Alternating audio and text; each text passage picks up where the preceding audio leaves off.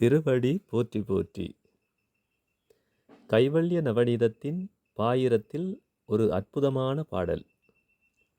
குருவின் அருளால் ஒரு சீடன் அடையும் உச்சக்கட்ட ஞானம் இது.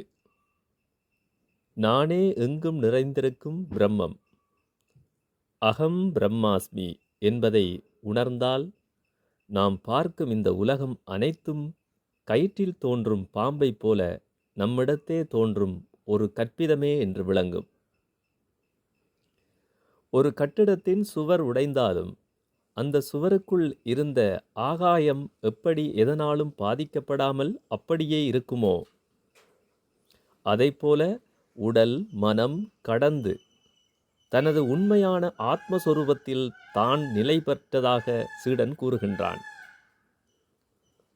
இத்தகைய பேரறிவை தந்த குருவின் பாதங்களை அனுதினம் வணங்குவோம். திருவடி போற்றி போற்றி.